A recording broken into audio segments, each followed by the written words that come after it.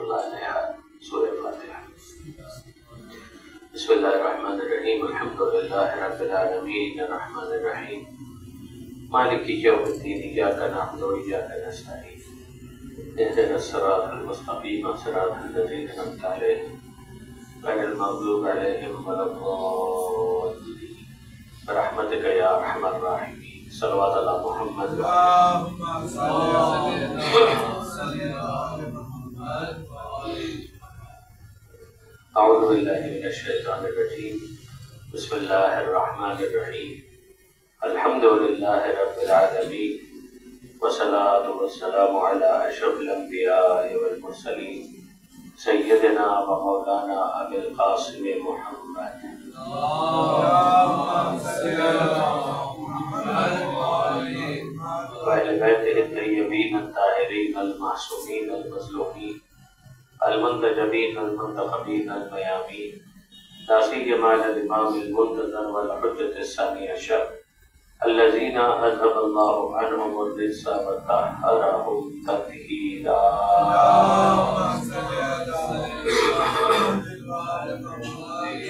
واللعنۃ الدائمۃ الباقیۃ علی اعدائہم اجمعین من یوم ظلمہم الی قیام یوم الدین۔ رب اشرح لی صدری ویسر لی امری واحلل عقدۃ من لسانی یفقہوا قولی واجعلنی خالصا لوجہک الکریم یا اللہ۔ صلوات علی محمد وآل محمد۔ اللهم صل على محمد وآل محمد۔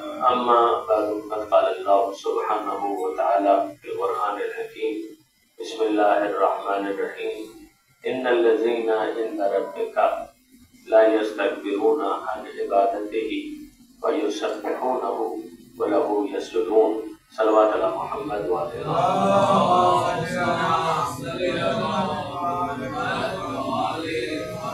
برادران عزیز و خانان محترم، ظاہر ہے کہ یہ مجالس منسوب ہیں حضرت خاتون جنت بی بی فاطمہ زہرا سلام اللہ علیہا سے،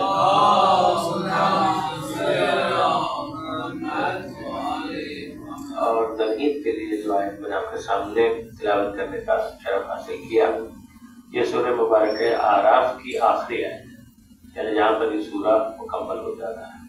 سورہ اعراف قرآن مجید کا 7واں سورہ ہے، 7 چیپٹر آف دا ہولی بک، اور اس کو اگر آپ ترتیب کے ساتھ دیکھیں تو قرآن کا پہلا سورہ سورہ حمد یا سورہ فاتحہ، پھر اس کے بعد سورہ بقرہ جو قرآن مجید کا طویل ترین سورہ ہے، پھر اس کے بعد ایک اور طویل سورہ سورہ آل عمران کی تیسرا سورہ ہے، چوتھا سورہ ہے سورہ نساء، اور پھر اس کے بعد 5واں سورہ سورہ مائدہ۔ اس کو مائدہ اس وجہ سے کہا گیا کہ اس میں حضرت عیسیٰ علیہ السلام کی دعا کا ذکر ہے، جس میں مائدہ کو خدا سے طلب کیا گیا تھا، دعا کی گئی تھی۔ مائدہ یعنی دسترخوان، کہ انزل علینا مائدۃ من السماء، کہ مالک ہمارے لیے آسمان سے ایک دسترخوان کو نازل فرما، تکون لنا عیدا لاولنا ولآخرنا، کہ جو ہمارے لیے اور ہمارے بعد والوں کے لیے ایک یادگار بن جائے، عید بن جائے، کہ جس کو ہم یاد کیا کریں اور اس کو ہم سیلیبریٹ کر سکیں۔ تو اس وجہ سے اس 5ویں سورہ کو سورہ مائدہ کہا گیا۔ پھر اس کے بعد 6واں سورہ ہے سورہ انعام، اور اس کو انعام یوں کہا گیا کہ اس کے آغاز ہی میں اگر آپ دیکھیں گے تو چوپایوں کا تذکرہ، تو وہ ڈومیسٹک اینیملز کے جن کا تذکرہ قرآن مجید نے ایک خاص اہتمام کے ساتھ اس سورہ کے آغاز میں کیا، اس کی وجہ سے اس پورے سورہ کو سورۃ الانعام کہا گیا۔ اور پھر اس کے بعد 7واں سورہ ہے سورہ اعراف، کہ جس کی آیت اس وقت ہمارے پیش نظر ہے۔ یہ جو سورہ اعراف ہے، اس کو اعراف اس وجہ سے کہا گیا کہ اس سورے میں پروردگار عالم نے اعراف کا ذکر کیا۔ تو اعراف ہے کیا کہ جس کا ذکر کیا گیا؟ یہ اس وقت ہمارا موضوع نہیں ہے، یہ تو میں فقط اس لیے کہ ایک سورے سے تعارف حاصل ہو سکے، ایک سورے سے آشنائی حاصل ہو سکے، اس لیے میں تنقید میں گزارش کر رہا ہوں کہ اعراف اس مقام کا نام ہے کہ جو جنت اور جہنم کے درمیان، یعنی ایک تو ہم جانتے ہیں کہ جنت ہے کہ آمنوا وعملوا الصالحات، کہ اگر کوئی ایمان لائے اور عمل صالح کو انجام دے تو پروردگار عالم کی طرف سے جنت کا بطور جزا وعدہ کیا گیا۔ اس کے مقابلے میں جہنم ہے کہ جہاں پر ان کو رکھا جائے گا کہ اگر ایمان ہی نہیں تھا تو کفر کی موت پر گئے، اور یا پھر ہو سکتا ہے کہ ایمان ہو لیکن اعمال کے اندر کوئی ایسی کمی ہو کہ جو قابل بخشش نہ ہو، یا شفاعت کے ذریعے سے بھی اس کی تلافی نہ ہو سکے، توبہ قبول نہ ہو، رحمت پروردگار اس مرحلے پر انسان کے شامل حال نہ ہو جس کی وجہ سے وہ مستحق عذاب نہ رکھ پائے. تو یہ جو کیفیت ہوگی تو پھر اس کے اندر اس کو ہمیشہ کے لیے یا عارضی طور پر جیسا جس کا معاملہ. تو فرعون ہے تو وہ ہمیشہ ہمیشہ کے لیے، اور ممکن ہے کہ بعض صاحبان ایمان ہے کہ جن کو عارضی طور پر ہی صحیح مگر وہاں پر رہنا پڑے. تو یہ جو مقام ہے اس کو تو ہم جانتے ہیں کہ جہنم کہا جاتا ہے. پھر درمیان کا معاملہ ہے. درمیان کا وہ معاملہ ہے کہ جس کے لیے عنوان دیا گیا آراف. آراف کا مطلب ایک ایسی جگہ کہ جس میں جنت جیسی سہولت تو نہیں ہے مگر جہنم جیسا عذاب بھی نہیں ہے. اس میں کون رہے گا یہ خود علم کلام کی اور تفسیر کی ایک لمبی چوڑی بحث ہے. مگر اتنی بات تو سمجھ میں آتی ہے کہ بہت سے ایسے افراد اس دنیا کے اندر ہو سکتے ہیں کہ جن کو آپ مستضعف کہیں گے. یعنی مستضعف کا مطلب یہ ہے کہ مستضعف کی اصطلاح قرآن مجید کے اندر پروردگار عالم نے مختلف معنی میں استعمال بھی کی. اگر آپ احادیث کی کتابیں دیکھیں گے تو وہاں پر بھی آپ کو مستضعفین کی ایک بحث نظر آئے گی. دیکھیں جب ایک شخص کے اوپر حجت تمام ہو جائے اور پھر وہ سرکشی کا مظاہرہ کرے، طغیانی کا مظاہرہ کرے، تو ظاہر ہے کہ یہ مستحق عذاب. لیکن اگر ایک ایسا شخص ہے کہ جس تک پیغام ابھی پہنچا ہی نہیں تو کیا آپ اس کو صرف اس وجہ سے کہ پیغام اس تک نہیں پہنچا کہ جہنم میں ڈال سکتے ہیں؟ یعنی فرض کیجئے کہ ایک آئسولیشن کی زندگی ہے آج بھی اس دنیا کے اندر، اور یہ انٹرنیٹ کی وجہ سے بہت آسان ہو گیا ان چیزوں کو کراس چیک کرنا. ہندوستان زیادہ دور کی بات بھی نہیں ہے، پاکستان کے برابر میں ہندوستان کے اندر ایسے جزائر موجود ہیں کہ جن کے اندر رہنے والے متمدن دنیا سے بالکل کٹ کر، ان کو کچھ نہیں پتا کہ وہاں کیا ہو رہا ہے. ان کو یہ بھی نہیں پتا کہ ان کے جزیرے کے باہر کی دنیا اس دنیا کے تفصیلات کیا ہیں، مگر کچھ نہیں پتا. انٹرنیٹ تو بہت دور کی بات ہے، وہ ویکسینیشن سے بھی واقف نہیں. یہ وجہ ہے کہ ان کے اندر امیونٹی بھی نہیں. تو وہ ظاہر ہے کہ باہر والی دنیا کے لوگوں کو دیکھتے ہیں تو ببھر جاتے ہیں. جو ان کے پاس تیر کمان ہوتے ہیں اسی کو وہ استعمال کرتے ہیں اور اس کے ذریعے سے دوسروں کو نشانہ بناتے ہیں. تو پھر حکومتوں نے بھی ان کو ان کے حال پر چھوڑا ہوا ہے. یہ صرف ایک قضیہ نہیں ہے، اس کے علاوہ بھی بہت سارے لوگ.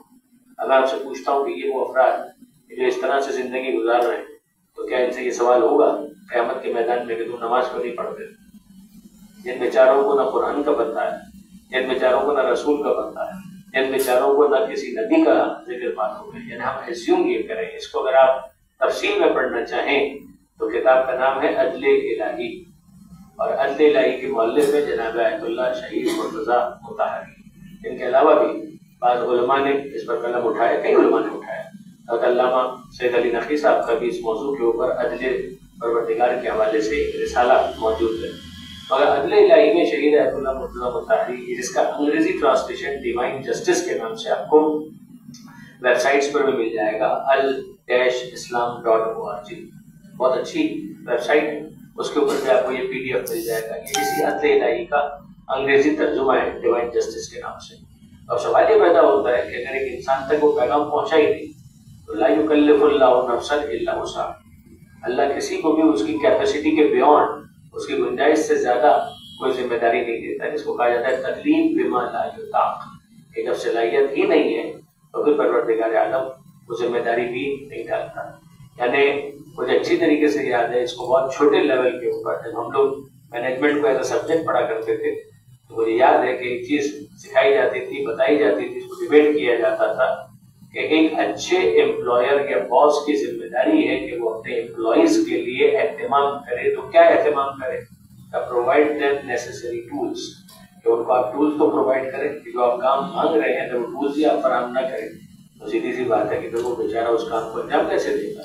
یعنی اگر آپ کوئی ایسی چیز مانگ رہے ہیں کہ جس کا ربط و تعلق انٹرنیٹ کی کسی ویب سائٹ کے ساتھ ہے اور آپ کہیں ذرا اس ویب سائٹ کے اوپر دیکھو اس کے بارے میں کیا لکھا ہوا، اور وہ جا کر وہاں پر چیک کرے تو انٹرنیٹ کام ہی نہیں کر رہا، اور پھر آپ اس کو سزا دیں کہ تم نے کیوں انٹرنیٹ پر چیک نہیں کیا، اور سامنے سے کہے کہ چل ہی نہیں رہا تھا تو میں چیک کہاں سے کرتا. اب انصاف سے مجھے بتائیے کہ اگر پھر بھی اس کو آپ فائر کرتے ہیں، سیک کرتے ہیں، اگر اس کو نوکری سے برخاست کرتے ہیں تو یہ عدل کے مطابق ہوگا یا ظلم ہوگا؟ تو ظاہر ہے کہ یہ ظلم ہی تو ہوگا. تو جو کام آپ ایک انسان کے بارے میں تصور نہیں کرتے کہ وہ اگر ظلم کرے تو قابل تعریف نہیں ہوتا، تو پروردگار عالم کو ہم ظالم نہیں مانتے، ہم خدا کو عادل مانتے ہیں. یہ اس کی شان کے خلاف ہے کہ وہ کوئی ایسا حکم کسی کو دے دے کہ جس کے لیے اس کے پاس کوئی طاقت یا کیپیسٹی نہ ہو. آپ سے یہ تو کہا جا سکتا ہے کہ پیر آپ کے کام کر رہے ہیں تو چل کے وہاں تک جاؤ. آپ کے ہاتھوں سے یہ مطالبہ کیا جا سکتا ہے کہ بھائی گلاس اٹھا لو. آپ کی آنکھوں سے یہ کہا جا سکتا ہے کہ ذرا دیکھ کر آؤ. لیکن انصاف سے مجھے بتائیے اگر کوئی شخص ایسا ہے کہ جس کے پاس آنکھیں ہی نہیں ہیں تو کیا آپ اسے کہیں گے ذرا دیکھ کے بتاؤ کہ وہاں پر کون کھڑا ہے؟ جب آنکھیں نہیں ہیں تو صلاحیت نہیں ہے، جب صلاحیت مفقود تو ذمہ داری ختم، اور جب ذمہ داری ختم تو امتحان ختم، جب امتحان ختم تو پھر سزا کی کوئی گنجائش باقی نہیں ہے۔ یہ وہ بنیادی یعنی 2 + 2 4 والی باتیں جس کو آپ لاجیکلی دیکھیں، منطقی طور پر دیکھیں تو کوئی بھی اس بات کو آسانی کے ساتھ سمجھ سکتا ہے۔ اب وہ شخص جو بالکل آئسولیشن کے اندر رہ رہا ہے تو اس کو آپ جہنم میں تو نہیں ڈال سکتے، لیکن یہ کہ کیا جنت کے لیے وہ کوالیفائی کرتا ہے؟ اگر خدا اپنے فضل سے دینا چاہے تو ہم کو اعتراض تو نہیں کر سکتے، لیکن جنت کا بھی استحقاق نہیں ہے۔ جہنم میں ڈال دیا جائے تو ظلم ہوگا، جنت میں اگر نہ ڈالا جائے تو ظلم نہیں ہوگا۔ تو اب ان کو پھر کہاں رکھا جائے؟ یا تو ان کو فنا کر دیا جائے یا ان کو کسی ایسی جگہ پر رکھا جائے کہ جو جنت جیسی نہ بھی ہو تو جہنم بھی نہ ہو۔ تو یہ تیسرا مقام درمیان کا ہے کہ جس کو آراف کہا گیا۔ یہ ہے اس سورے کا پس منظر۔ البتہ اس کا یہ قطعاً مطلب نہیں کہ یہ جو پورا سورہ 200 سے زیادہ آیتوں پر مشتمل ہے، اس پورے سورے میں بس آراف ہی کی گفتگو ہے اور اس کے علاوہ کوئی اور گفتگو نہیں ہے، اور بھی بہت ساری باتیں ہیں۔ یہ قرآن مجید کے اندر ہوتا بھی نہیں ہے۔ چھوٹے سوروں کو اگر آپ چھوڑ دیں تو بڑے سوروں میں یہ خطر نہیں ہوتا کہ اگر جو عنوان آپ کو نظر آ رہا ہے تو وہ پورا سورہ اسی ایک عنوان کے گرد اور اسی کے محور پر چل رہا ہو، یہ کوئی ضروری نہیں۔ یعنی ابھی میں نے آپ کے سامنے کہا کہ سورہ بقرہ گائیں، بقرہ کا مطلب گائیں، لیکن یہ تھوڑی ہے کہ 286 آیتوں پر مشتمل قرآن مجید کا یہ طویل ترین سورہ اس میں بس گائے کا ہی ذکر ہے۔ تو چند آیتیں ہیں کہ جن میں بنی اسرائیل کی گائے کا ذکر آ جائے گا، لیکن بس اس کے علاوہ کچھ بھی نہیں۔ باقی دوسرے بہت سے موضوعات ہیں کہ جن کے اوپر بات کی۔ چوتھا سورہ سورہ نساء ہے، تو نساء کا مطلب خواتین۔ یہ تھوڑی ہے کہ پہلی آیت سے لے کر آخری آیت تک پروردگار نے بس اس کے اندر خواتین ہی پر گفتگو کی۔ چند آیتیں ہیں کہ جن پر غیر معمولی طور پر خواتین کا ذکر پروردگار عالم نے کیا، جس کی وجہ سے اس سورہ کو سورہ نساء کہا گیا۔ یہی معاملہ ہے سورہ آراف کا کہ سورہ آراف میں پروردگار عالم نے چونکہ آراف کا ذکر کچھ حوالوں سے کیا، ایک تو یہی حوالہ جس کی ابھی میں نے بات آپ کے سامنے گزارش کی، ایک اور حوالہ بھی ہے اس کی اپنی تفصیل ہے، لیکن یہ کہ بہرحال چند آیتوں میں کیونکہ لفظ آراف اور آراف کے مقام کے حوالے سے کچھ باتیں ہیں جس کی وجہ سے اس پورے سورے کو ریفر کرنے کے لیے جو ٹائٹل دیا گیا وہ ہے سورۃ الاعراف، and this is the core background, that's it۔ اب آئیے اس آیت کے اوپر کہ جس کو میں نے آپ کے سامنے سرنامہ کلام میں تلاوت کرنے کا شرف حاصل کیا۔ یہ آیت جو سورہ اعراف کی بالکل کنکلوڈنگ اور آخری آیت ہے، اس آیت کو آیت سجدہ شمار کیا جاتا ہے۔ ظاہر ہے کہ اس میں تو آپ کو جھٹکا لگنا چاہیے کہ جب سورہ اعراف کی اس آیت کو آیت سجدہ کہا جاتا ہے تو پھر تو سجدہ کرنا فوراً واجب ہو جائے گا۔ تو نہ میں نے کیا نہ میں نے آپ سے تقاضا کیا، تو اس کی کیا وجہ ہے؟ اس کی وجہ بنیادی یہ ہے کہ قرآن مجید میں جو آیات سجدہ ہیں ان کی 2 قسمیں ہیں۔ ایک قسم وہ ہے کہ جس میں سجدہ مستحب ہے، اور ایک وہ قسم ہے کہ جس کے اندر سجدہ واجب ہے۔ پڑھ لیں تو سجدہ، سن لیں تو سجدہ، کوئی اور پڑھ دے اور آپ سن لیں سجدہ واجب ہو جائے گا۔ وہ جو واجب سجدے والی آیتیں ہیں وہ 4، ان کا نشان اگر آپ دیکھنا چاہیں تو سورہ سجدہ، سورہ حامیم سجدہ جس کو سورہ فصلت بھی کہا جاتا ہے، سورہ نجم اور سورہ علق۔ سورہ علق اور سورہ نجم، سورہ سجدہ اور سورہ حامیم سجدہ جس کا دوسرا نام سورہ فصلت، اور یہ آخری 10 پاروں کے اندر آپ کو ملے گی بکھری کی۔ تو یہ جو 4 آیتیں ہیں یہ بھی آیات سجدہ ہیں اور یہ ہیں واجب سجدے والی آیات۔ اگر ان میں سے کوئی سجدے والی آیت پڑھی جائے ممبر سے تو سیدھی سی بات ہے ہم کو بھی اترنا ہے اور سجدہ کرنا ہے، اور آپ کو بھی اپنی جگہ پر رہتے ہوئے سجدے میں چلے جانا ہے۔ یہ وہی بات ہے کہ جس کو اگر آپ حضرت علامہ رشید ترابی علی اللہ مقامہ ان کی معرفت الاراء یعنی وہ تقریریں اور وہ مجلسیں کہ جن کو میں مجلسوں کی بائبل کہتا ہوں، یعنی جس کو ایک ذاکر کے لیے سننا، پڑھنا، سمجھنا بہت ضروری ہے۔ سجدہ، یقین، دعا، رزق، یہ ان کے وہ مجالس ہے کہ جو مجلسوں کی بائبل، ان مجلسوں میں یہ جو سجدہ ہے اس میں اگر آپ دیکھیں تو انہوں نے جب گفتگو کی تھی تو اس میں وہ آیت پڑھی، اس آیت سے انہوں نے استفادہ کیا کہ جو سجدہ واجب سجدے والی آیت ہے، لیکن یہ کہ اس کو پڑھتے ہوئے انہوں نے یہی کہا کہ چونکہ سجدے والی آیت ہے لہٰذا میں اس کا ترجمہ کرنا ہوں ورنہ سجدہ واجب ہو جائے گا۔ تو یہ احتیاط اس صورت میں ضروری ہے کہ جب واجب سجدے والی آیت پڑھی جائے، لیکن یہ آیت جو ہے وہ سجدے والی ضرور ہے مگر مستحب سجدہ ہے، اور مستحب اور واجب کے درمیان فرق آپ کو معلوم کہ واجب بھی جس کو کرنا ضروری ہے نہ کرے تو گناہ، اور مستحب وہ ہے کہ جس کو اگر نہ بھی کرے تو انسان گنہگار نہیں ہوتا. تو مستحب سجدے والی ہو یا واجب سجدے والی ہو، ان آیتوں کی سیکوینس میں ترتیب تلاوت کے مطابق جو پہلی آیت آتی ہے وہ یہی ہے جو سورہ اعراف کی آخری ہے. اس آیت میں پروردگار عالم کیا رہا ہے، اب یہ ہماری گفتگو آگے بڑھ رہی ہے. پروردگار عالم اس آیت کے اندر یہ ارشاد فرماتا ہے کہ ان الذین عند ربک، ان یقیناً الذین وہ لوگ عند ربک جو آپ کے رب کی اندیت کی منزل پر، یعنی اب پروردگار عالم کچھ لوگوں کا تذکرہ کر رہا ہے اور ان لوگوں کی شان یہ ہے کہ ان کو سرٹیفائی کیا جا رہا ہے خدا کی جانب سے کہ یہ عند ربک کی منزل پر ہے. یہ کوئی اتنا امپورٹنٹ معاملہ ہے؟ جواب جناب جی ہاں، یہ اتنا امپورٹنٹ معاملہ. اندیت کا مطلب کیا ہے؟ یہ جو لفظ یہاں پر استعمال ہوا، اس کو اگر آپ نحو کی اصطلاح میں دیکھیں تو کہا جاتا ہے کہ نحو کا مطلب عربی گرامر کے اعتبار سے اس کو کہا جاتا ہے ظرف، جس کے ساتھ کوئی مظروف ہوتا ہے. عند ربک اندیت کی منزل پر. اندیت کا مطلب ہوتا ہے قربت. قربت کا مطلب ہوتا ہے کلوزنس، قریب ہونا. یہ لفظ اردو میں بھی استعمال ہوتا ہے. اب دیکھیے ہم سب کے سب خدا سے قریب ہونے کی تو کوشش کر رہے ہیں. یعنی اگر ہم عزاداری کر رہے ہیں تو قربت اللہ، نماز پڑھ رہے ہیں تو قربت اللہ، روزہ رکھ رہے ہیں تو قربت اللہ، حج کر رہے ہیں، عمرہ کر رہے ہیں، زیارت پر جا رہے ہیں، یہ سارے کے سارے کام ہم کیوں کر رہے ہیں؟ قربتاً الی اللہ. یہ قربتاً الی اللہ کی دوسری تعبیر ہے جو یہاں پروردگار عالم نے استعمال کی کہ عند ربک، کہ جو آپ کے رب کی اندیت کی منزل پر، یعنی جو آپ کے رب سے قریب ہیں.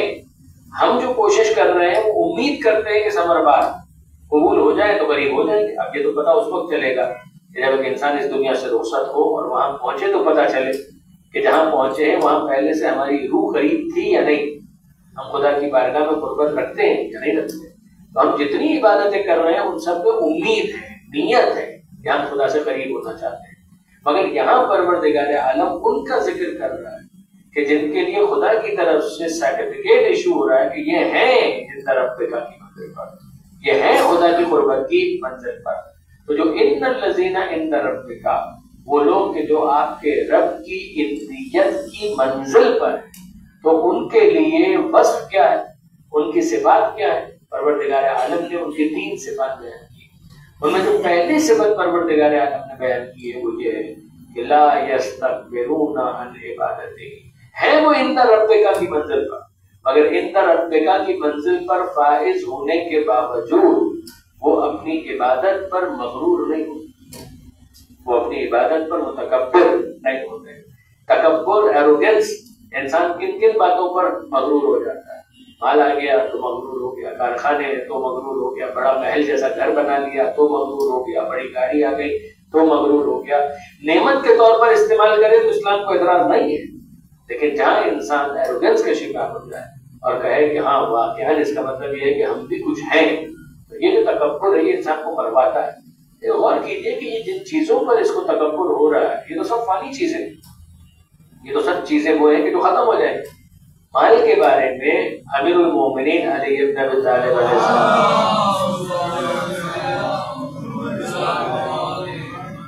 مال کے بارے میں مولا یہ فرماتے ہیں کہ مال کا معاملہ یہ ہے کہ اگر وہ تمہارے لیے باقی رہ بھی جائے تو تم اس کے لیے باقی نہیں رہو. اول تو وہ بھی باقی نہیں رہے گا، لیکن یہ کہ اگر وہ باقی رہ بھی گیا تو تم کہاں باقی رہو گے؟ تمہاری زندگی بچپن سے جوانی اور جوانی سے بڑھاپے کی سرحد میں داخل ہوتے ہوتے تمہیں قبر تک تو پہنچا ہی دے گی. تو یہ اصولی بات، مال کا انکار نہیں ہے. آپ نے کئی مرتبہ مجھ سے بھی یہ جملہ سنا ہے، پھر میں عرض کر دیتا ہوں کہ پروردگار عالم کو مال پر مال ہونے کے اعتبار سے اعتراض نہیں ہے. خدا یہ دیکھنا چاہتا ہے کہ مال کے آنے کے بعد کون قارون کی طرح ناکام ہو جاتا ہے اور کون خدیجہ کی طرح کامیاب ہو جاتا ہے.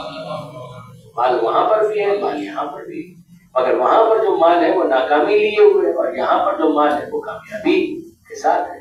غور کیجیے گا، اگر اس مال کو منقلب کر کے انسان تقویٰ کا دوسرا روپ بناتے تو پھر کیا کہنا، اما بنعمت ربک فحدث، اپنے رب کی نعمتوں کا اظہار کرو. خدا تمہیں چیتڑوں میں نہیں دیکھنا چاہتا. اگر تمہیں خدا نے دولت دی ہے تو ایسا نہ ہو کہ خدا تمہیں مال دے اور تمہاری اپنی اولاد چراغ تلے اندھیرا نہیں ہونا چاہیے کہ تمہاری اولاد تمہارے مرنے کی دعا مانگے. یہ اپنی زندگی میں تو ہمیں استفادہ نہیں کرنا دے گا، یہ نہیں مانگا اسلام. اسلام نے جو چیز کہی وہ یہ ہے کہ کس بات پر تکبر، کس بات پر. اگر پھر ایک مرتبہ میں مولا کائنات امیر المومنین علیہ السلام مولا کے نہج البلاغہ کے فرامین سے استفادہ کروں. امیر المومنین نے ایک مقام پر کیا انداز اختیار کیا، مال بنی آدم والفا، یہ بنی آدم، آدم کی اولاد کس بات پر تکبر، کس بات پر ایروگنس. اولہ نطفہ وآخرہ جیفہ، جس کا آغاز ایک قطرہ نجس ہے اور اختتام نجس مردار. آغاز اور اختتام دونوں جگہ جہاں نجاست ہو تو وہاں پر غرور کس بات پر، یعنی انسان اپنی ابتدا کو یاد رکھے اور اپنی انتہا کو پیش نظر رکھے تو کہاں امکان ہے کہ ایک انسان کبھی بھی مغرور اور متکبر ہو سکے. چلیے ہم نے مان لیا، ہم نے قبول کر دیا کہ ایک انسان کو مغرور اور متکبر نہیں ہونا چاہیے. یہ ساری چیزیں تو فانی ہیں، انہوں نے ختم ہو جانا. لیکن اب اگلی بات، ان پر تو مغرور نہیں ہونا چاہیے. پروردگار عالم ان کی تعریف کرتے ہوئے کہ جو اندیت پروردگار کی منزل پر ہیں یہ کہہ رہا ہے کہ تم تو فانی چیزوں پر مغرور ہو جاتے ہو. ہم ان کا ذکر کر رہے ہیں کہ جو واقعاً اندیت کی منزل پر ہیں وہ مقام تو فانی نہیں ہے، مگر ذرا دیکھو یہ تمہاری کم ظرفی ہے اور وہ ان کی اعلیٰ ظرفی. تمہاری کم ظرفی ہے کہ مادی نعمتوں کے حصول پر مغرور ہو جاتے ہو، ان کی اعلیٰ ظرفی ہے کہ اندیت پروردگار کی منزل پر بھی آ جائیں تب بھی ان کے دامن پر تکبر کا کوئی الزام نہیں، تب بھی وہ مغرور نہیں ہوتے، تب بھی وہ متکبر نہیں ہوتے. لا یستکبرون عن عبادتہ، وہ اپنی عبادت پر متکبر نہیں ہوتے. اگر برادران عزیز، خاص طور پر میرے نوجوان دوست اور بچے جو یہاں پر موجود ہیں، بزرگان تو باقی ہیں، اگر وہ یاد رکھ سکیں تو ان کے لیے یہ بات بہت کام آئے گی. اور وہ یہ کہ جو اعتراض کیا جاتا ہے نا معصومین کی دعاؤں پر، وہ دعاؤں پر اعتراض نہیں ہے، دعاؤں کی تعریف ہے. اعتراض یہ کیا جاتا ہے کہ یہ کیا بات ہے کہ امام ہوتے ہوئے، معصوم ہوتے ہوئے، خدا سے قریب ہوتے ہوئے پھر یہ الہا وزاری کے سبب سے، پھر یہ گریہ وزاری کے سبب سے، پھر یہ آنسو کا بہانا کس وجہ سے، پھر یہ دعائے کمیل کا انداز سے مانا تھا، پھر حسین مظلوم کا دعائے عرفہ میں یہ انداز اختیار کرنا، اس کا کیا مطلب ہے؟ پھر صحیفہ کاملہ کی دعاؤں کے اندر یہ انداز کیوں اختیار کیا گیا؟ تو یاد رکھیے گا برادران عزیز کہ پروردگار تعریف یہی کر رہا ہے کہ جو اندیت کی منزل پر ہوتے ہیں وہ اپنی عبادت پر بھی کبھی مغرور نہیں ہوتے، وہ اپنی عبادتوں پر مغرور نہیں ہوتے. ان کی عبادت انہیں اور خاکسار بناتی ہے، انہیں ان کی عبادت تراب سے اور قریب کرتی ہے، انہیں خاکساری عطا کرتی ہے. وہ پروردگار عالم کی عظمت کے نقش کو اپنے دل میں محسوس کرتے ہیں.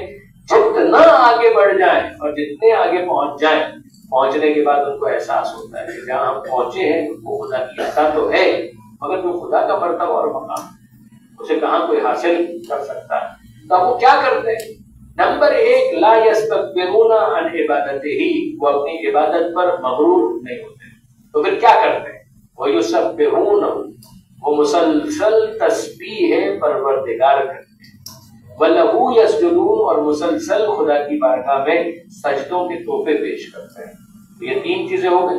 نمبر ایک، عند ربک کی منزل پر فائز افراد اپنی عبادت پر مغرور نہیں ہوتے، ان کے سجدے انہیں مغرور نہیں بناتے، ان کی نمازیں انہیں مغرور نہیں بناتی، ان کی عبادتیں انہیں مغرور نہیں بناتے. نمبر ایک.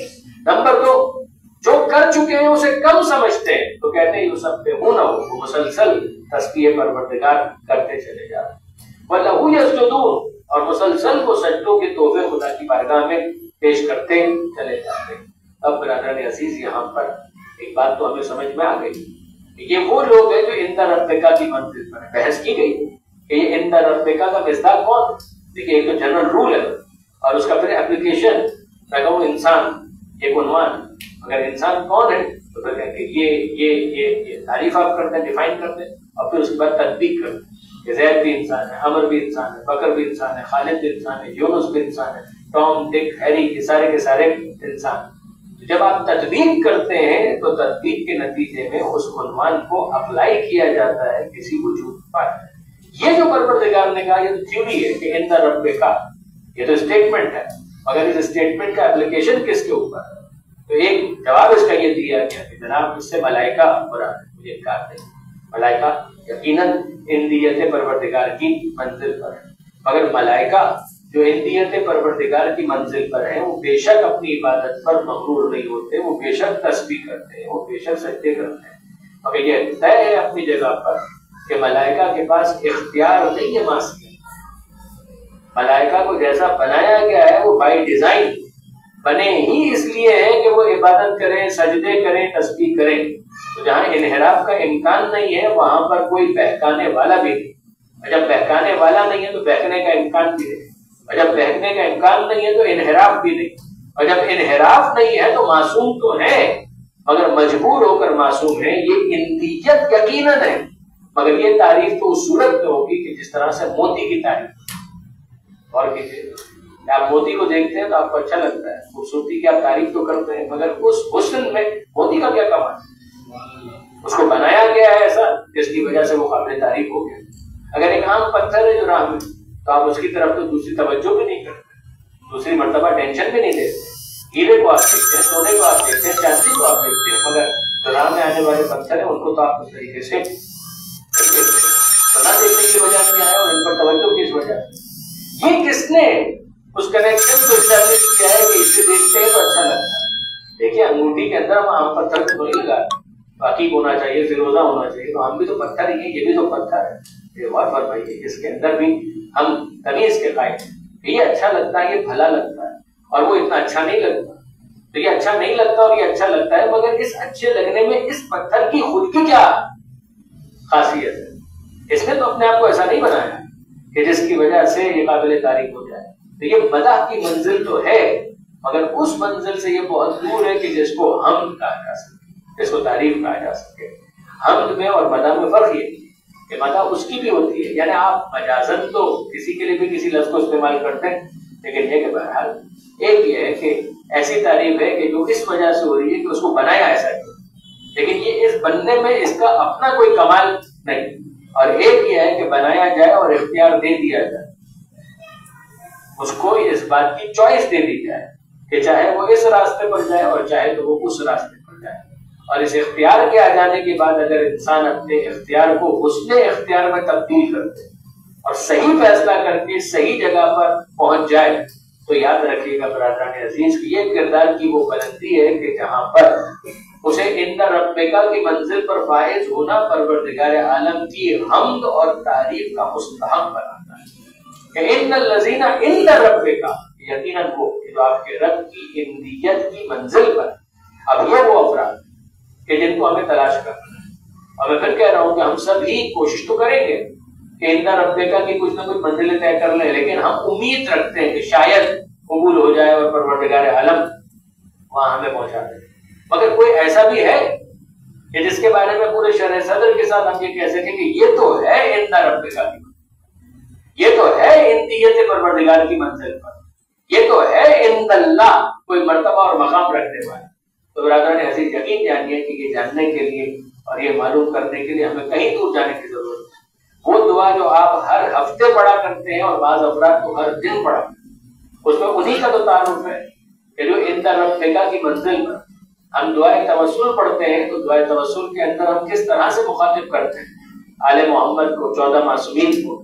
پیغمبر سے سلسلہ شروع ہوتا ہے مولا تک اور بیوی تک اور حسنین کریمین سے لے کر امام زمانہ تک ہر معصوم کو مخاطب کر کے ہم یہی کہتے ہیں یا وجیہن عند اللہ اشفع لنا عند اللہ. عند اللہ یہ وہی عند ہے جو اندیت کو بتاتا ہے. یا وجیہن عند اللہ اشفع لنا عند اللہ، اے وہ کہ جو عند اللہ وجی ہے. وجی کا مطلب یہ اردو میں بھی لفظ استعمال ہوتا ہے، کسی حسین خوبصورت چہرے والے کو وجی کہا جاتا ہے. مگر کیا یہاں پر صرف چہرے کی خوبصورتی کی وجہ سے وجی کہا جاتا ہے؟ یہاں پر یہ نہیں کہا جاتا یا وجیہن عند الناس کہ لوگوں کے نزدیک وجی ہو، لوگوں کے نزدیک ہو یا نہ ہو.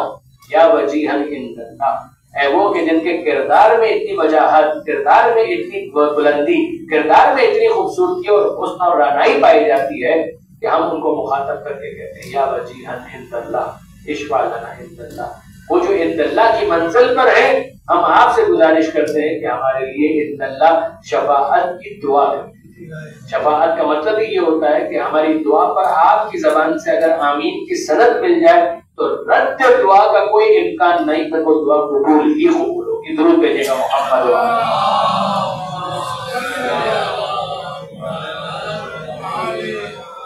تو یہاں تک اگر آپ نے اس بات کو فالو کیا تو تو میں نے گزارش کی کہ افراد ہیں کہ جن کا تذکرہ پروردگار عالم نے کیا کہ اے وہ کہ جو اندیت پروردگار کی منزل پر ہے، لا یستکبرون، یہ اپنی عبادت پر مغرور نہیں، ویسبحون، تسبیح پروردگار کرتے ہیں، وَلَهُ یسجدون، اور وہ خدا کی بارگاہ میں سجدہ ہوتے ہیں۔ اب یہاں پر ایک دوسری بحث شروع ہوتی ہے جس سے مجھے اصل موضوع سے قریب ہونے کا بہت موقع ملے گا انشاءاللہ، اور وہ یہ ایک ہے وجود کا عند اللہ مقبول ہونا، لیکن ہم جانتے ہیں کہ وجود اور وجود کے تعارف کے لیے استعمال ہونے والا نام یہ دو الگ الگ۔ آپ خود دیکھ لیجیے، آپ کہتے ہیں کہ فلاں کے یہاں بچہ پیدا ہوا، کیا نام رکھا؟ اس کا مطلب یہ ہے کہ وجود الگ ہے، نام الگ ہے۔ اسم اور مسمى ان دونوں کے درمیان فاصلہ ہے، این ممکن ہے کہ مسمى ہو مگر اس کا اسم اس وقت نہ ہو، جب بعد میں رکھا جائے تب اس اسم کے اعتبار سے یہ مسمى بنے۔ مسمى یعنی جس کا وہ نام رکھا گیا، اسم اور مسمى کے درمیان فاصلہ ہے۔ وجود اور ہے، اسم اور ہے، نام اور ہے، نام بدلے بھی جا سکتے ہیں، نام ایک سے زائد بھی ہو سکتے ہیں، کوئی شبہ نہیں۔ تو برادران عزیز، یہ جو پروردگار عالم نے یہاں پر کہا کہ عند ربک، کہ وہ لوگ جو عند ربک کی منزل پر، سوال یہ پیدا ہوتا ہے کہ یہ وجود کا ذکر ہو رہا ہے یا نام کا ذکر ہو رہا ہے؟ تو آپ سب یہ کہیں گے کہ جناب یہ وجود کا ذکر ہو رہا ہے، نام کا ذکر نہیں ہو رہا۔ ان الذین، لفظ الذین جو ہے وہ موصولہ ہے، یعنی کسی ہستی کے لیے استعمال ہونے والا لفظ ہے، موصولہ۔ وہ کہ جو، وہ کہ جو، those who are like this، یہ افراد کے لیے استعمال ہونے والا لفظ ہے، اور ان کی صفت کیا ہے کہ عند ربک، کہ وہ اپنے رب کی اندیت کی منزل پر ہے۔ تو یہ نام کا ذکر تو نہیں ہو رہا، رب کی نام کا ذکر تو نہیں ہو رہا۔ نام ہوتا ہے عام طور پر سبھی کا نام ہوتا ہے، انسانوں میں سے عام طور پر سبھی کا نام ہوتا ہے۔ اب میں آپ سے پوچھتا ہوں کہ ہر نام جو کسی کو دے دیا جائے کیا وہ شخص ویسا ہی ثابت ہوتا ہے کہ جیسے اس کا نام؟ کوئی ضروری نہیں۔ نام اچھا تجویز کیا جائے اس بات کی تاکید، اولاد کے لیے اچھا نام رکھا جائے اس بات کی تاکید۔ تو بچہ پیدا ہو تو باپ کی ذمہ داریوں میں سے ایک ذمہ داری ہے، کوئی بھی رشتہ لیکن باپ خاص طور پر، کہ وہ اپنی اولاد کا اچھا نام رکھے۔ کیسا نام رکھے؟ ایسا نام رکھے کہ جس سے ابدیت پروردگار کا اظہار، بندگی پروردگار کا اظہار ہو۔ انبیاء کے ناموں میں سے کوئی نام وہ پسند کرے، اور آل محمد کے ناموں میں سے کوئی نام پسند کرے، یہ نام بھی زندہ رہنے چاہیے۔ اب آپ غور فرمائیے برادران عزیز، یہ کیا ہو رہا ہے؟ یعنی گفتگو مسلسل ہے، میں واقعا چاہوں گا کہ آپ اس ترتیب کو ملحوظ خاطر رکھیں کہ یہاں پر اب ہستیوں کے ساتھ میں ان کے ناموں کو ڈسکس کرنا چاہتا ہوں کہ آپ انصاف سے مجھے بتائیے کہ ہستی اور نام ہم رکھتے ہیں، تاکید کی گئی کہ اچھے نام رکھو، ابدیت پروردگار کا اظہار ہو ویسا نام۔ انبیاء کے ناموں میں سے کسی نام کو پسند کرو اور وہ نام رکھو، معصومین کے ناموں میں سے کوئی نام پسند کرو اور اس نام کو فرزند کے لیے تجویز کرو، بیٹا ہو بیٹی ہو کوئی، بالکل درست ہے۔ اب میرا سوال یہ ہے کہ جب نام اچھا رکھ دیا تو کیا کوئی گارنٹی ہے کہ مسمى کا جو اسم رکھا ہے وہ اسم بامسمى ثابت ہو؟ مجھے نہیں معلوم کہ یہ ڈائریکٹ اہل زبان حضرات تو یقیناً اس کو سمجھیں گے۔ اسم بامسمى یعنی وہ افراد کہ جو ویسے ہی ثابت ہو کہ جیسے ان کے نام، یعنی جتنا اچھا نام تھا کردار بھی ان کا ویسے، یعنی کوئی ضروری نہیں ہے۔ نام رکھ دیا آپ نے ابدیت پروردگار کے حوالے سے، عبداللہ ایک اچھا نام، دیکھو صحیح بات، اللہ کا بندہ، مگر یہ اللہ کا بندہ ثابت ہو یہ ضروری ہے؟ عین ممکن ہے کہ یہ ملحد ہو جائے، عین ممکن ہے کہ دہریہ بن جائے، عین ممکن ہے یہ ایتھیسٹ بن جائے، نام ہے عبداللہ، مگر نام عبداللہ ہونے کے باوجود یہ منکر خدا بن جائے۔ تو نام ہونا کوئی گارنٹی تو نہیں ہے کہ کردار بھی ویسا ہی ہوگا کہ جیسا نام۔ اور ایک مثال میں آپ کی خدمت میں عرض کرتا ہوں، کسی نے اپنے بیٹے کا نام رکھ دیا عبد الرحمن، تو عبد الرحمن کا مطلب ہے رحمان کا بندہ، مگر کوئی ضروری ہے کہ یہ عبد الرحمن ثابت ہو؟ کیا گارنٹی ہے کہ یہ عبد الرحمن ہوگا؟ عبد الرحمن ابن ملجم نہیں ہوگا؟ نام تو اس کا بھی برا نہیں، نام کی حد تک اگر آپ دیکھیں تو برا نام نہیں ہے، عبد الرحمن ابن ملجم، تو عبد الرحمن تو اچھا نام، مگر کیا یہ رحمان کا بندہ ثابت ہوا؟ اس سے بڑا شیطان کا بندہ کون ہوگا جیسے مولا کائنات کے سر پر ضرورت لگائی؟ تو نام اچھا ہونا کوئی گارنٹی تو نہیں ہے کہ جیسا نام ہے کردار ویسا ہی ہوگا۔ اب آئیے ایک اور مثال میں آپ کو دوں، متوکل، یہ نام کیسا ہے؟ متوکل اچھا نام ہے، متوکل کا مطلب ہے اللہ پر بھروسہ کرنے والا، اللہ پر توکل کرنے والا۔ مگر میں آپ سے پوچھتا ہوں کہ واقعا متوکل عباسی ایسا ہی تھا، نام تو اس کا متوکل ہے، مگر متوکل ہونے کے باوجود توکل کیسا؟ بنی عباس کا یزید جس آدمی کو کہا گیا وہ ہے متوکل عباسی۔ اور فرمایا برادران عزیز آپ نے تو اچھا نام رکھنا تاکید تو ہے، مگر اچھے نام کی وجہ سے لازماً وہ کردار بھی اچھا ہو جائے یہ کوئی گارنٹی نہیں، مگر یہ اس وقت ہے کہ جب نام رکھنے والے خاطی گنہگار بنتے، بالکل ایسا ہی کہ اگر عام انسان عام گنہگار بندے اپنی اولاد کا نام رکھے تو اگرچہ انہیں اچھی امید ہو لیکن کیا گارنٹی؟ کوئی گارنٹی نہیں۔ لیکن اگر نام وہاں سے آیا ہے کہ جہاں سے وجود بھی آیا، اگر نام وہاں سے آیا کہ جہاں سے وجود بھی آیا تو پھر یاد رکھیے گا کہ جیسا نام ہوگا ویسا کردار۔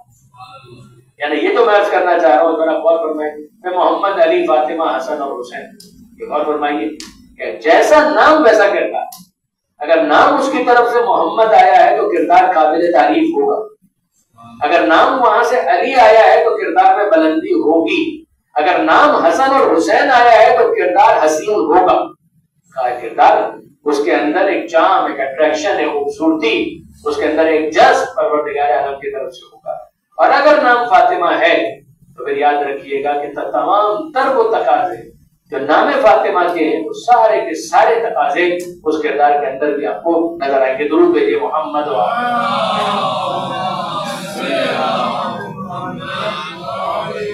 اور یہ وہ منزل ہے کہ جہاں پر میں چاہوں گا کہ آپ کے سامنے خاص طور پر یہ گزارش کروں کہ اس بات کی صراحت، یوں تو اگر آپ دیکھیں تو معصومین کے نام سب کے سب وہیں سے آئے، کوئی شک نہیں، پیغمبر اکرم کا نام ہو، مولا کا نام ہو، حسنین کا نام ہو، کوئی جناب سیدہ کا نام ہو، مگر خاتون جنت کے حوالے سے چھٹے امام امام جعفر صادق علیہ السلام، یہ حدیث ملتی ہے کہ لفاطمہ تسعۃ اسماء عند اللہ، پہلے بچے کے صدو علیہ رحمن اس کو نقل کیا، لفاطمہ تسعۃ اسماء، یعنی وجود کی بات نہیں ہو رہی، وجود تو ہے عند ربک کی منزل پر، اب تو بات ہو رہی ہے نام کی، کہ یہاں یہ کہا جا رہا ہے لفاطمہ شہزادی کے لیے تسعۃ اسماء، تسعہ عربی کے اندر کہتے ہیں 9، تسعۃ اسماء عند اللہ، نام تو ایسے 9 نام ہیں شہزادی کے جو انتیت پروردگار کی بارگاہ ہے پروردگار، خزانہ قدرت میں پروردگار عالم نے محفوظ رکھے۔ میں آپ سے پوچھنا چاہتا ہوں کہ جس کے نام عند اللہ مقبول ہے وہ وجود خدا کی بارگاہ میں کتنی انتیت کی منزل پر، عند ربک کی منزل پر ہوگا۔ لفاطمہ تسعۃ اسماء عند اللہ، شہزادی کے 9 نام ہیں جو انتیت پروردگار کی منزل پر ہے، اور اس کو اگر آپ بریک کریں تو تین سیٹس آپ بنا لیجیے، بڑی آسانی کے ساتھ یہ نام یاد بھی ہو سکتے ہیں۔ فاطمہ، زہرا، مبارکہ، یہ 3 نام، یعنی ان کو یاد کرنا تو بہت ہی آسان ہے، اس لیے کہ 2 نام تو وہ ہیں کہ جو جناب سیدہ کے حوالے سے سب روز و شب لیا کرتے، یا فاطمہ زہرا یا فاطمہ زہرا، تو فاطمہ، زہرا، مبارکہ، یہ 3۔ پھر اس کے بعد آخری 3 نام راضیہ، مرضیہ، زکیہ، راضیہ، مرضیہ، زکیہ، 3 وہ اور یہ 3، فاطمہ، زہرا، مبارکہ، راضیہ، مرضیہ، زکیہ، اور پھر درمیان میں 3 نام اور، صدیقہ، طاہرہ، محدثہ، صدیقہ، طاہرہ، محدثہ۔ یعنی میری واقعی خواہش یہ جو بچے یہاں پر موجود ہیں کاش کہ وہ ان ناموں کو میمورائز کریں، یعنی یہ وہ بنیادی باتیں ہیں کہ جن کو بالکل حافظے کے اندر محفوظ ہونا چاہیے۔ فاطمہ، زہرا، مبارکہ، راضیہ، مرضیہ، زکیہ، اور درمیان میں 3 نام صدیقہ، طاہرہ، محدثہ، یہ 6 نام، 9 نام ٹوٹل۔ کیا اتنے ہی نام ہیں جناب سیدہ کے؟ جی نہیں، جواب یہ ہے کہ بیوی کے نام اس سے بہت زیادہ ہے، لیکن یہ 9 نام وہ ہیں کہ جن کو چھٹے امام ہائی لائٹ کرتے کہ یہ انسیت پروردگار میں، خاص خزانہ پروردگار میں شمار کیے جاتے ہیں، یعنی جہاں سے وہ وجود آیا وہیں سے یہ 9 نام بھی خاتون جنت کے آئے ہیں۔ تب آپ برادران عزیز ذرا غور فرمائیے کہ یہ جو 9 نام ہیں خود اگر ان کی تشریح کو موضوع بنایا جائے تو خاصا وقت صرف ہوتا ہے، اور یقیناً وقت صرف ہونا چاہیے، یعنی مجلس کا مقصد کیا ہو، مجلس کے ذریعے سے ان موضوعات کے اوپر گفتگو تو نام ہے جو فاطمہ ہے، خالی اس کے اوپر اگر آپ غور کریں تو کیا نام فاطمہ جناب سیدہ سے پہلے کسی اور کا نام نہیں تھا؟ جواب ہے کہ تھا. ایسا نہیں ہے کہ یہ نام بیوی سے پہلے کسی اور کا نہیں تھا. دیکھیں بعض نام ایسے ہیں معصومین کے سلسلے میں کہ جو معصومین سے پہلے کسی اور کے یہ نام نہیں رکھا گیا، جیسے حسن اور حسین. میں یہ نہیں کہہ رہا کہ یہ لفظ موجود نہیں تھا، ان دو میں فرق ہے. ایک ہے کہ لفظ ہی موجود نہیں تھا، ایک لفظ موجود تھا، حسن بھی لفظ تھا، حسین بھی لفظ موجود تھا، مگر کیا کسی کے پراپر ناؤن کے طور پر یہ نام استعمال ہوا تھا؟ جواب یہ ختم. اس سے پہلے امام حسن سے پہلے امام حسین سے پہلے کسی فرد کے لیے، کسی شخص کے لیے، کسی ذات کے لیے نام حسن اور نام حسین نہیں تھا. یہ پہلے دو افراد ہیں کہ جن کو حسن اور حسین کہا گیا. مگر کیا نام فاطمہ کا یہی معاملہ ہے؟ چلیے ایک مثال اور آپ کی خدمت میں کرتا ہوں. چھٹے امام کا نام ہے جعفر. 12 اماموں میں اور 14 معصومین میں واحد شخصیت ہے کہ جن کو جعفر کہا. مگر کیا چھٹے امام سے پہلے کسی اور کا نام جعفر رکھا گیا تھا؟ بالکل رکھا گیا تھا. آپ سب کے حافظے میں جناب جعفر طیار. جناب جعفر طیار جو مولا کے بھائی ہیں تو ان کو جعفر ہی ان کا نام. اسی طریقے سے آپ دیکھیں گے کہ جناب زینب کے ساتھ بھی جناب جعفر طیار کا ایک رشتہ تو ہے نا. ایک تو وہی کہ ان کے تایا ہو، لیکن یہ اس کے علاوہ عبداللہ ابن جعفر طیار جناب زینب کے شوہر، جناب جعفر طیار ان کے فادر ان لا بھی ہو گئے اس اعتبار سے. تو یاد رکھیے برادران عزیز کے نام معصوم پہ جب آ جائے گا تو اس کی شان بہت بڑھ جائے گی. مگر کیا ہر وہ نام جو معصومین کے لیے ہے ان سے پہلے کسی اور کا نہیں تھا؟ کیوں نہیں تھا؟ بعض کیسز کے اندر آپ کو ایسے نام مل جائیں گے جو ان سے پہلے بھی کسی اور کے لیے رکھے گئے. سیدہ کا نام فاطمہ یقیناً یہ نام ایسا ہے کہ جو بیوی سے پہلے بھی بعض خواتین کا تھا. مثال اس کی بہت آسان ہے. مولا کائنات کی والدہ کا نام کیا؟ فاطمہ بنت اسد. فاطمہ بنت اسد مولا کائنات کی والدہ. اور کیا کہنا اس بیوی کا، جناب فاطمہ بنت اسد کیا کہنا، بڑی شان ہے اس بیوی کی کہ جو پیغمبر اکرم کی چچی بھی ہے اور پیغمبر اکرم ماں کہہ کر مخاطب ہے. یا امی بعد امی، اے میری ماں کے بعد میری دوسری ماں جناب فاطمہ بنت اسد. جس طرح سے جناب ابو طالب نے پیغمبر اکرم کو باپ بن کر پالا ہے، اسی طرح جناب بنت اسد نے جناب ختمی مرتبہ کو ماں بن کر پالا. جب جناب بنت اسد کی وفات ہوئی ہے تو مولا کائنات نے آ کر خبر دی پیغمبر اکرم کو کہ ماں تک امی، میری ماں اس دنیا سے چلی گئی. تو پیغمبر اکرم نے کہا کہ نہیں علی، یہ مت کہو کہ تمہاری ماں اس دنیا سے چلی گئی، ماں تک امی بلکہ میری ماں اس دنیا سے چلی گئی. تو ہے مرتبہ اور مقام تو ہے جناب بنت اسد.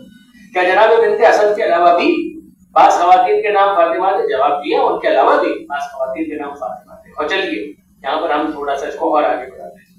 شب ہجرت جب پیغمبر اکرم مکہ مکرمہ سے روانہ ہوئے اور مدینہ منورہ کی جانب عازم سفر ہوئے، اس وقت تو یثرب کہا جاتا تھا، بعد میں مدینہ کہا گیا. تو پیغمبر اکرم جب روانہ ہوئے ہیں تو شب ہجرت امیر المومنین کا ہے، بستر رسول کا وہی موقع کہ جب پروردگار عالم نے ناس کیا ہے، ابن الناس ہے میں یشری افسا ابتلاء اور رات اللہ سورہ بقرہ.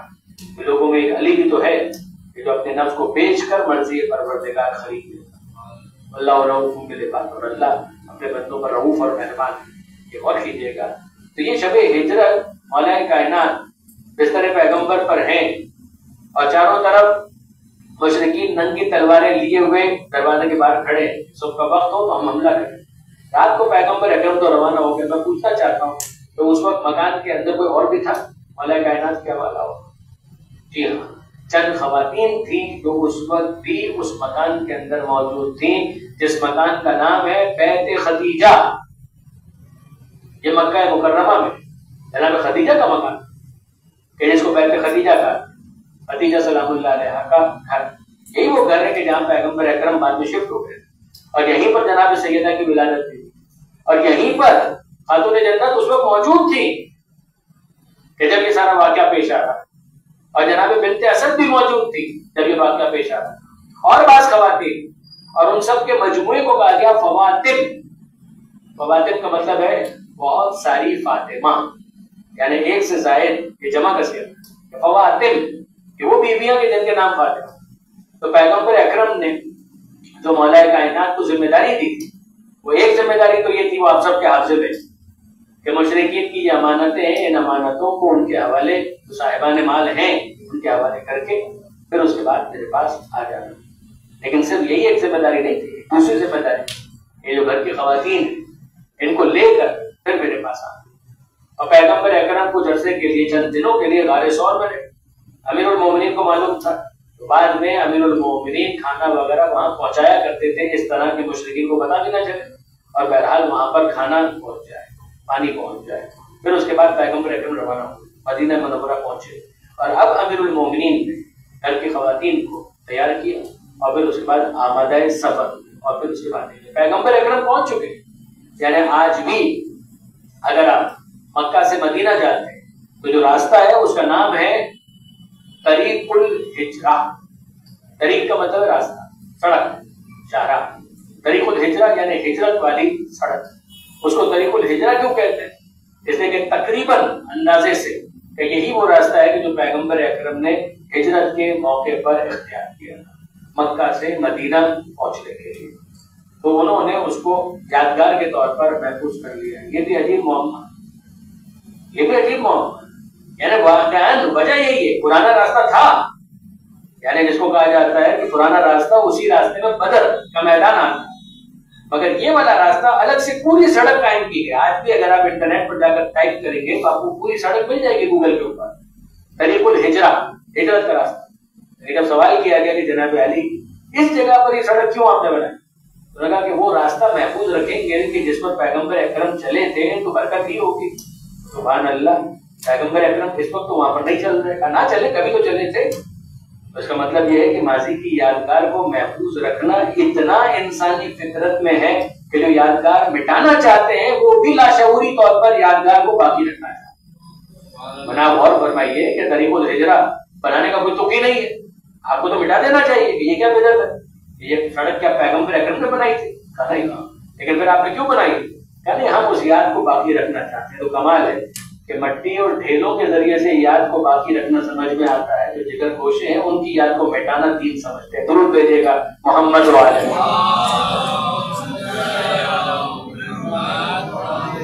بات کو میں مکمل کروں کہ جب پیغمبر اکرم وہاں پہنچ گئے تو وہاں مسجد قباء جہاں پر ہے وہاں پیغمبر اکرم نے عرضی قیام کیا. جو پیغمبر اکرم کے ساتھ مظلومہ رفیق تھے وہ چلے. لوگوں نے آ کر کہا کہ اللہ کے رسول آپ نے تشریف لائیں، یہ صرف آپ کا منتظر ہے.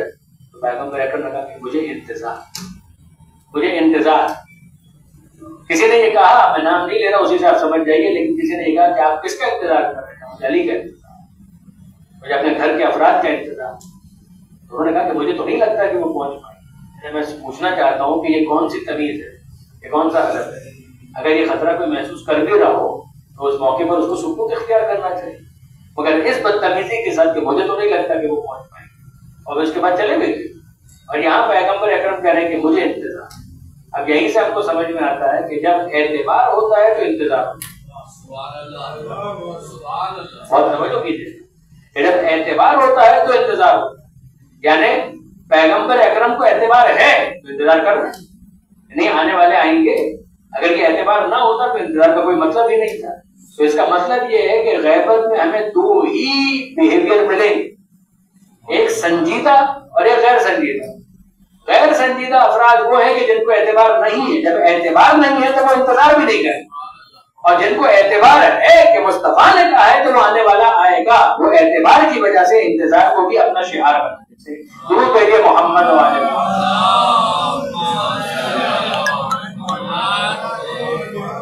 تو پیغمبر اکرم نے انتظار کیا اور پھر اس کے بعد امیر المومنین وہاں سے چلے. گھر کی خواتین ساتھ میں نے کہا آپ سے کہ وہاں پر نام ہی یہ دیا گیا فواتم، کہ وہ بیویاں کہ جن کے ناموں میں فاطمہ لفظ سے فاطمہ مشترک، ان سب کو لے کر امیر المومنین چلے. تو کیا یہ بڑی ایک اسموتھ سیلنگ، بڑے آسانی کے ساتھ وہ پہنچ گئے؟ نہیں جناب، ایسا نہیں ہوا کہ اتنی آسانی کے ساتھ نہیں پہنچ پائے. راستے میں حملہ ہوا. راستے میں باقاعدہ اس چھوٹے سے قافلے میں کہ جس کو لیڈ کر رہے تھے مولا کائنات، حملہ ہوا. اور حملہ ہوا تو حملے کے نتیجے میں ظاہر ہے کہ امیر المومنین نے دفاع کیا. اور جب دفاع کیا ہے تو مولا کائنات کچھ زخمی بھی ہوئے. کیا صرف مولا زخمی ہوئے؟ جی نہیں. خاتون جنت حضرت بی بی فاطمہ زہرا سلام اللہ علیہا شہزادی کونین بھی زخمی، اور جب جناب سیدہ زخمی ہوئی ہیں تو پھر اس کے بعد اس کا اثر ہوا۔ پیغمبر اکرم نے وہاں پر انتظار کیا، جب یہ سارا قافلہ چھوٹا سا وہاں پہنچا ہے، پیغمبر اکرم نے ان کو دیکھا، سینے سے لگایا، آنکھوں میں آنسو آ گئے، پیغمبر اکرم نے گریہ کیا، اور پیغمبر اکرم نے اس کو فراموش بھی نہیں کیا، پیغمبر اکرم نے اس کو فراموش نہیں۔ دیکھیے مولا کائنات کا زخمی ہونا ایک مجاہد زخمی ہو رہا ہے بے شک، لیکن یہ اگر آپ دیکھیں تو ٹھیک ہے میدان جنگ ہے تو اس کے اندر مجاہد زخمی ہوتا بھی ہے، زخمی کر بھی دیتا ہے، ٹھیک، مگر خاتون، اور خاتون بھی عام خاتون نہیں، وہ خاتون کی جو سیدۃ نساء اہل الجنہ، سیدۃ نساء العالمین، جب شہزادی زخمی ہوئی ہے تو پیغمبر اکرم نے اس کو فراموش نہیں، یعنی اگر آپ دیکھنا چاہیں تو برادران اہل سنت کی کتابوں میں بھی آپ کو مل جائے گا، ان میں سے بعض پیغمبر اکرم کے حوالے سے جو ان کا نظریہ ہے کہ 4 بیٹیوں کی وہ قائل ہے تو کسی دوسری بیٹی کا بھی ذکر کرتا ہے۔ اگر میں پوچھتا ہوں ٹھیک ہے ہم اپنی کتابوں کو دیکھیں، ان کی کتابوں کو دیکھیں، پیغمبر اکرم کی بیٹی نام آیا ہے کہ جیسے زخمی کیا ہوئے رس، کہ جس نے پیغمبر اکرم کے جگر گوشے کو زخمی کیا، پیغمبر اکرم کی بیٹی کو زخمی کیا، اور جب خاتون جنت کو زخمی دیکھا ہے پیغمبر اکرم نے، پیغمبر اکرم کی آنکھوں میں آنسو آ گئے۔ اور اب میں آپ کے سامنے اس منظر کو پیش کرتا ہوں، ذرا غور کیجیے گا۔ فتح مکہ کا موقع ہے، یہ تو ہجرت ہے نا، ہجرت کا آغاز، 13 برس پیغمبر اکرم نے اعلان اسلام کے بعد ہجرت سے پہلے مکے میں گزارے، پھر اس کے بعد سفر ہجرت، اور سفر ہجرت کے بعد 10-11 سال جو پیغمبر اکرم نے مدینے میں گزارے، یہ ہجرت کا آغاز۔ پھر اس کے بعد ایک موقع آتا ہے جب مکہ فتح ہوتا ہے، 8 ہجری شوال، جب شوال کے مہینے میں 8 ہجری میں مکہ فتح ہوا اور پیغمبر اکرم مکہ پہنچے، تو پیغمبر اکرم نے وہاں پر جا کر ایک عام معافی کا اعلان کیا، جو آپ سب سنتے ہیں کہ پیغمبر اکرم نے کہا کہ میں سب کو معاف کرتا ہوں، لا تثریب علیکم اليوم، میں تم سے وہی کہتا ہوں کہ جو یوسف نے کہا تھا اپنے بھائیوں سے کہ ٹھیک ہے آج کوئی پکڑ نہیں ہے، آج کوئی اکاؤنٹیبلٹی نہیں ہے، آج کوئی مواخذہ نہیں ہے، ہر ایک کی جان سلامت ہے، مگر ہم بھول جاتے ہیں کہ اس عمومی اعلان معافی میں ایک استثناء ہے، اور وہ استثناء کیا ہے؟ 5 افراد کو چھوڑ کر باقی تمام کو ہم معافی دی جاتی، 5 افراد کو چھوڑ کر باقی تمام افراد کو ہم معافی دی جاتی۔ ان 5 افراد کے بارے میں پیغمبر اکرم نے کہا کہ اگر یہ خانہ کعبہ کا پردہ پکڑ کر کھڑے ہوں تو بھی ان کے لیے معافی نہیں۔ ان 5 افراد کے اندر ایک وہ شخص تھا کہ جس کا نام تھا حویرث، کہ جس نے خاتون جنت کو زخمی کیا، جس نے خاتون جنت پر حملہ کیا۔ راجہ عزیز میں آپ سے پوچھنا چاہتا ہوں، یہ رسول رحمت ہے، یہ رحمت للعالمین، مگر پیغمبر اکرم نے اگر ایک زخم بھی جناب سیدہ کو آیا تو معاف نہیں کیے۔ پیغمبر اکرم نے اعلان کیا کہ سب کے لیے معافی ہے، مگر اس کے لیے معافی نہیں ہے جیسے زہرا کو زخمی کیا۔ میں آپ سے پوچھنا چاہتا ہوں کہ اگر پیغمبر اکرم زہرا کا ایک زخم برداشت نہیں کر سکتے، پیغمبر اکرم کیسے برداشت کریں گے کہ جناب سیدہ کا دروازہ ان کے پہلو پر گرا دیا؟ آپ سے پوچھنا چاہتا ہوں۔ دیکھیے آپ نے خاتون جنت کا جو مشہور مرثیہ سنا ہو، پوری مجلس ہے 2 شعروں کے فضائل ہیں اور مسائل کا یہی ہوتا ہے نا۔ تو جناب سیدہ کا شعر کیا ہے؟ صحبت علیہ مسائل، آپ نے سنا ہوگا۔ اس سے پہلے ایک شعر ہے کہ جس میں بی بی کہتی ہیں کہ ماذا علی من شم تربت احمد اللہ یشم مد الزمان موالیا۔ پھر اس کے بعد وہ شعر ہے، یہ جو پہلا شعر ہے یہ تو مدح کا ہے، تعریف کا ہے، حمد ہے، فضائل بیان ہو رہا ہے۔ کیا کہہ رہی ہے جناب سیدہ کہ ماذا علی من شم تربت احمد، شمہ کہتے ہیں قوت شامہ، اس سے نکلا سننا۔ ماذا علی من شم تربت احمد، تربت احمد، تربت قبر پیغمبر، وہ کہ جس نے قبر مصطفیٰ کی مٹی کو سونگھ لیا، اسے کیا ضرورت، اس کے لیے کوئی حاجت نہیں ہے کہ اللہ یشم مد زمانے کا واقعہ، کہ وہ باقی زندگی کے کبھی کسی پھول کو نہ سونگے، کسی عطر کو نہ سونگے، اسے کسی خوشبو کی ضرورت نہیں۔ جس نے خوشبو قبر پیغمبر کو سونگ لیا، جس کے قوت شامہ میں، جس کے وجود کے اندر رکش بس گئی ہے، خوشبو ہے قبر پیغمبر. یہ جو جناب سیدہ نے کہا ہے برادر عزیز غور تو کیجیے گا. آپ نے ربط مصائب کا عنوان یقیناً سنا ہوگا کہ فضائل پڑھتے پڑھتے پھر مصائب کی طرف آنا اور ایک ربط کا درمیان میں قائم ہونا، جس کو فارسی کے اندر گریز کہا جاتا ہے، گریز مصائب. لیکن آپ ذرا غور کیجیے کہ یہ جناب سیدہ ان دو اشعار کے اندر کیا ربط پیدا کرتی ہے. کہ جناب سیدہ فرماتی ہے کہ اگر کسی نے قبر پیغمبر کی مٹی کو ایک مرتبہ سونگ لیا، اگر وہ زندگی بھر کسی اور خوشبو کو نہ سونگے تو اسے ضرورت کی نہیں. یہ کس وقت ہے کہ جب اس نے قبر پیغمبر کی مٹی کو سونگا. قبر پیغمبر کی مٹی وجود پیغمبر کا حصہ تو نہیں ہے. یعنی جناب سیدہ کو سمجھانا چاہ رہی ہے وہ کیا ہے؟ ارے یہ مٹی ہے، اس میں اتنا اثر ہے کہ اگر اس کی خوشبو کو کوئی سونگ لے زندگی پر خوشبو کا محتاج نہیں ہوگا. اور فاطمہ کون ہے؟ فاطمہ کے لیے پیغمبر کا جملہ کیا ہے کہ بس تم ملنی کی فاطمہ میرا ٹکڑا ہے. یہ فاطمہ میرا ٹکڑا ہے، میری قبر کی مٹی کا کوئی حصہ نہیں، میرا ٹکڑا ہے. یعنی جناب سیدہ فرما رہی ہے کہ بابا آپ کی قبر کی مٹی کا تو یہ معاملہ ہے کہ اگر کوئی ایک مرتبہ سونگ لے تو خوشبو کا محتاج ہے. اور جو آپ کا ٹکڑا ہے اس کی کیفیت یہ ہے کہ صبت علیہ مصائب. بابا آپ کے بعد آپ کی زہرا پر اتنے مصائب آئے، لو انہا صبت علیہ میں سن لیالی، اگر وہ گرم دنوں پر آتے وہ تاریک راتوں میں تبدیل ہو جاتے ہیں. عزیزان میں آپ کو خدمت درج کروں، اس پر بھی اگر آپ غور کریں کہ یہ جو جناب سیدہ نے کہا صبت علیہ مصائب، یہ بخاری کا ذکر ہے اس کا کہ صبت علیہ مصائب، کہ مجھ پر اتنے مصائب ہیں.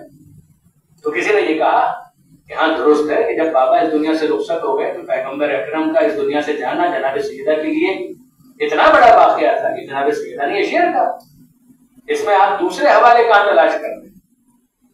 واقعاً واقعاً واقعاً ذکر نہ کرنا زیادتی ہوگا، ناسپاس گزاری ہوگی. حضرت آیت اللہ علامہ سید علی نقی صاحب نقوی صاحب علیہ اللہ وہ اس کی تشریح کرتے ہیں. وہ فرماتے ہیں کہ آپ غور کیجیے کہ اگر مصیبت ایک ہو تو اس کی شدت کی وجہ سے اثر کم زیادہ ہو سکتا ہے، مگر وہ مصیبت ہی رہے گی، وہ ایک ہی رہے گی، اسے مصائب نہیں کہا جائے گا. اللہ اکبر. اور کیجیے گا کہ اگر پیغمبر اکرم کے دنیا سے رخصت ہونے کی مصیبت ہے تو اس کا اثر چاہے کتنا ہی زیادہ کیوں نہ ہو، مگر جناب سیدہ کو یہ کہنا چاہیے تھا کہ صبت علیہ مصیبہ، بابا آپ کے بعد وہ مصیبت آئی آپ کی زہرا پر. مگر جناب سیدہ نے یہاں پر مصیبہ نہیں کہا. اہل علم جانتے ہیں، عربی سے واقف افراد جانتے ہیں کہ مفرد یا واحد کا صیغہ ایک مصیبت کے لیے، اور اگر دو مصیبتیں ہوں تو تسنیہ کا صیغہ ہے. یہ تو جمع کا صیغہ ہے کہ جس میں کم سے کم 3 مسائل، کم سے کم 3، زیادہ سے زیادہ کی کوئی حد نہیں. اور جناب سیدہ یہاں پر یہ نہیں کہہ رہی کہ صبت علیہ مصیبت، یہ بھی کہہ رہی ہے صبت علیہ مصائب. اب ماننا پڑے گا کہ کم سے کم شہزادی پر 3 ایسی مصیبتیں آئی. ان میں سے میں آپ کو حق دیتا ہوں کہ آپ سمجھتے ہیں کہ پہلی مصیبت تو وہی ہے جو تقاضۂ طبیعت کے ماتحت پیغمبر اکرم کی دنیا سے رخصت ہوئی. مگر اب کوئی مجھے بتائے کہ 2 مصیبتیں اور کون سی کہ جن کی وجہ سے جناب سیدہ اتنی غمزدہ ہے. اور اگر 2 کا پتہ نہ ملے تو ہم 2 سے زیادہ کی نشاندہی کر دیتے ہیں. کوئی انصاف سے مجھے بتائیے کہ جناب محسن اس دنیا سے رخصت ہو گئے، دروازہ جلا دیا گیا، پلک چھین لیا گیا، بے احترامی کی گئی، دھمکیاں دی گئی. کہ ان سب کے بعد بھی آپ کو حیرت ہوتی ہے کہ بی بی کیوں کہہ رہی ہے کہ صبت علیہ مصائب؟ اے بابا اتنے مسائل کہ اگر گرم دنوں پر آتے وہ شب تار بن جاتے، وہ روز روشن، وہ تاریک راتوں میں تبدیل ہو جاتے. تو یہ تو جناب سیدہ نے کہا. اور بس آج کی مجلس کے اختتام پر میں اللہ کے رسول کی بارگاہ میں کہوں گا، اللہ کے رسول اتنا تو آپ کی بیٹی نے کہا، ہم عزادار بھی آپ کی بارگاہ میں اتنا کہتے ہیں کہ فاطمہ زہرا پر مصیبتیں تو بہت ہیں. اس سے زیادہ تو مناسب منظر کشی کیا ہو سکتی ہے کہ گرم دنوں پر آتے تو تاریک راتوں میں وہ تبدیل ہو جاتے. لیکن اللہ کے رسول ہم اتنا کہنے کی ہمت کرتے ہیں کہ یہ مصائب اگر زہرا پر نہ آتے تو کل کربلا میں نہ ہوتے. اگر یہ مدینہ منورہ میں واقعہ نہ ہوتا تو کل کربلا میں بھی وہ سب کچھ نہ ہوتا جو عاشق کو ہوا. یعنی میں عرض یہ کرنا چاہتا ہوں کہ آج اگر زہرا کا گھر نہ جلتا تو کل کربلا میں خیمے بھی نہ جلائے گا. اور اے اللہ کے رسول اگر آج مدینہ منورہ کے اندر محسن شہید نہ ہوتا تو کل کربلا کے اندر حسین کے ہاتھوں پر علی اصغر پہ منقلب نہ ہوتا. اور اے اللہ کے رسول اگر مدینہ میں زہرا کو تماچا نہ مارا جاتا تو ہمیں کربلا میں یہ منظر نہ دکھائی دیتا کہ چھوٹی فاطمہ سکینہ کو تازیانے مارے جاتے, ثانیہ زہرا کو تماچے مارے جاتے, نہ وہ چادریں چھینی جاتی, نہ وہ ہتک حرمت.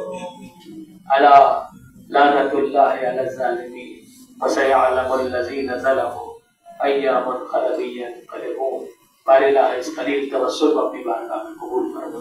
مالک ان آنسوؤں کو جناب سیدہ کے رومال میں جگہ عطا فرما. باقیان مجلس حاضرین مجلس کی توفیقات میں اضافہ فرما. مالک جناب سیدہ کی شفاعت ہم سب کو نصیب فرما. اے مالک ہمارے مرحومین کی مغفرت فرما, ہمارے زندوں پر رحم فرما. مالک کی جو واسطہ محمد و آل محمد کا بانی مجلس حاضرین مجلس کی دعاؤں کو مستجاب فرما. بیماروں کو شفا عطا فرما, بے روزگاروں کو رزق حلال عطا فرما, جو بے اولاد اولاد صالح عطا فرما, صاحبان اولاد تربیت کی توفیق عطا فرما. جنہوں نے خاص التماس سے دعا کا ہے مالک ان کی دعاؤں کو اپنی بارگاہ میں قبول کرنا. مالک جو اپنی اولاد کے رشتوں کے لیے پریشان ہیں انہیں بہترین رشتے عطا فرما. جن گھروں میں ناچاکی ہے, ناراضی, علی اور زہرا کے مقدس گھرانے کا واسطہ, ان گھروں کی ناراضی کو الفت اور محبت سے تبدیل فرما. زمانے کے امام کے ظہور میں تعدیل فرما. ہمیں ان کے اعوان و انصار میں شمار فرما. ماتم سے پہلے بس اتنی گزارش کہ انشاءاللہ اب کل 7:15 بجے ہم ممبر پر بیٹھ جایا کریں گے انشاءاللہ.